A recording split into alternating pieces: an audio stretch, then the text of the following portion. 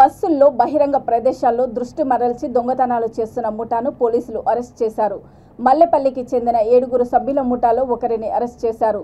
ఇందులో కేఎస్ మకాన్ ప్రధాన సూత్రధారి అని 2000 నుంచి 2017 వరకు ఇతనిపై 17 కేసులు ఉన్నాయని east zone DCP Sunil Dutt తెలిపారు. వారి నుండి మొత్తం 18.5 లక్షలు విలువ చేసే 343 గ్రాముల బంగారం స్వాధీనం చేసుకున్నట్లు తెలిపారు.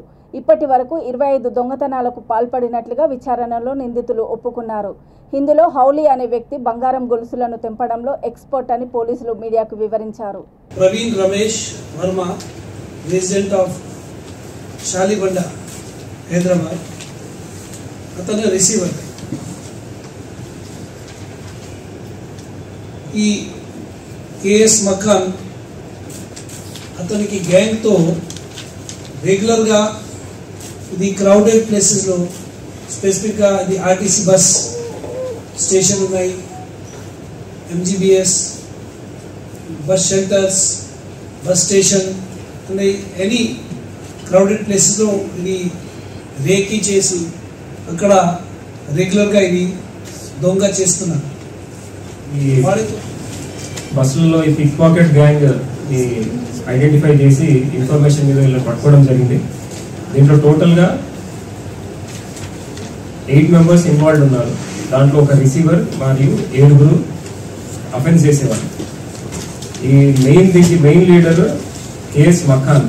ఇతనితో పాటు ఇతన్ని అసోసియేట్స్ భోలా, మన్నన్, సికందర్, హీరా, బాక్రీ సికందర్ అండ్ ఖదీర్, వీళ్ళంతా కూడా మాంగర్ బస్తీకి చెందిన వాళ్ళు. వీళ్ళు ఈ అఫ్జల్ సాగర్ మల్లెపల్లి ఏరియా. అయితే వీళ్ళు ముందు నుంచి కూడా మకాన్కి ఒక 17 కేసులలో 2007 నుంచి 2017 వరకు కేసెస్ ప్రీవియస్ హిస్టరీ ఉంది. వీళ్ళు ముందు ఈ సినిమా థియేటర్స్ దగ్గర, క్యూ లైన్స్ దగ్గర పిక్ పాకెటింగ్ చేసేవారు. ఆ డబ్బులు సరిపోక మళ్ళీ ఈ కేసెస్ అయిన తర్వాత 2017 తర్వాత మళ్ళీ ఒక గ్యాంగ్ లాగా ఫామ్ చేసి బిజీగా ఉండే బస్ స్టేషన్స్, డిపోస్ దగ్గర వీళ్ళు లైక్ కుకట్పల్లికి వెళ్తారన్నమాట.